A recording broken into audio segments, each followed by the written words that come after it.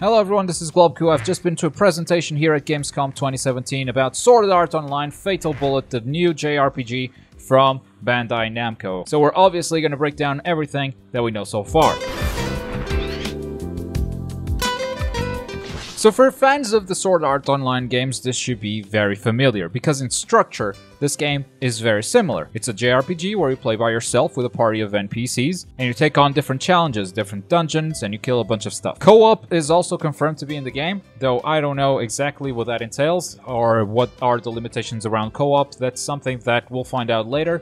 As I have an interview scheduled with the developers, I'll be sure to ask them that. The main difference between Fatal Bullet and the previous Sword Art Online games is that now we're playing in Gun Gale Online, which is the game that is played on the second season of Sword Art Online. It's less of a fantasy world, it's more of a shooter kind of world. So for the first time ever, Sword Art Online is going to be a third-person shooter. It's going to keep all its JRPG systems, but the main gameplay genre is now a third-person shooter. Now you play as different characters, and the different characters have different weapons, which completely change your playstyle. The two playable characters that have been confirmed are Kirito and Shinon.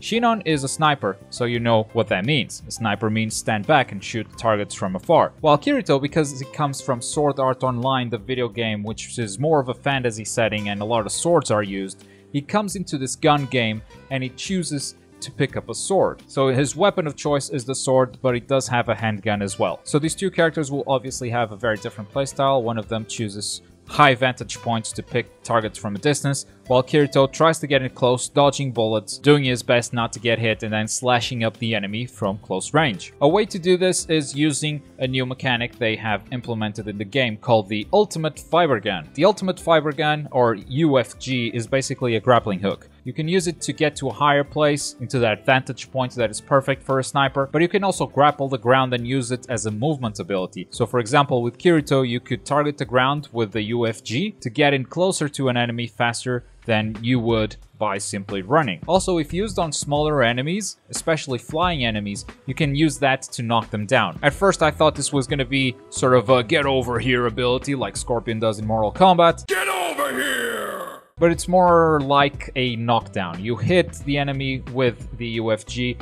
and the enemy just kind of falls to the ground. He is not dragged to your position. That's what we know so far regarding the single player or the co-op portion of the game. In terms of systems and structure, it's going to be very, very similar to previous Sword Art Online games. There will be free roaming, there will be dungeons, there will be RPG elements, and now for the first time, third-person shooting. The world itself is very different too, because it's the world of Gun Gale Online.